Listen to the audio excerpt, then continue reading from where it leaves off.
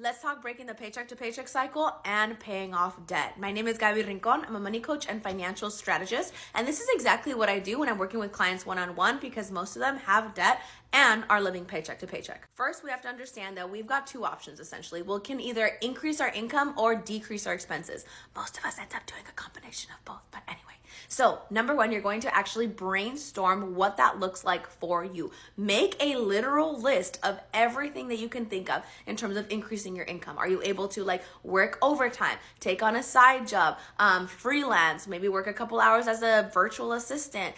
Are you able to sell some of your old clothes, sell some plants, etc.? And then do the same thing, but for decreasing your expenses. So make a list of everything that we might be able to cut or even bring down in cost so we can basically make your life a little bit cheaper, more affordable, right? So maybe it's cutting subscriptions, your gym membership. Maybe instead of personal training, you pay for a membership that includes group coaching.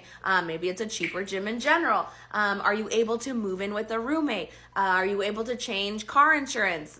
Everything that you can think of. So now that it's all out on the table, you're going to select a couple from the decreasing of expenses kind of side. It's easier to start with a couple, because if you start off too many, then it's not going to be sustainable. So it's not going to have an impact because you're just going to end up fad dieting your finances. Okay. Think of this first phase as I am intentional with spending. I am intentional with where I spend my money. I am intentional with where I allocate my money. Okay. And I see clients all the time. They're like, oh my God, I didn't do this, so I was able to make an extra $10 payment. I was able to make an extra $20 payment. I actually was able to make an extra $100 payment all in this whole month because I decreased my expenses by X, Y, Z. And that excitement, that enthusiasm naturally builds into phase two, where we're going to then increase their income. We'll select a couple strategies on how can we increase your income, and all of that difference will go towards your debt. So now all of a sudden, the extra $40 a week that you're making is going towards the debt. That equals $160 extra that you're able to apply towards debt itself. So by this time, these two phases, we're probably at 3 to 6 months from kind of being on this journey. It really depends on how intentional that you're being and how excited you are in terms of implementing it, right? And so at this point, it may be worth it to look into phase three. This is kind of an optional one where it's potential debt payoff strategies that could really help. So this is where we might look at a balance transfer card, for example, because after 3 to 6 months of work, your credit has probably increased. So you may actually qualify for something like this. It might end up being a 9-month term of 0% APR, or maybe 12 months or 24.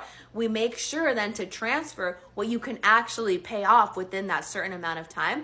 And because you've got that 0% APR offer, all of it goes to principal, technically plus the balance transfer fee, but and we see that momentum really, really build. That impact is much bigger.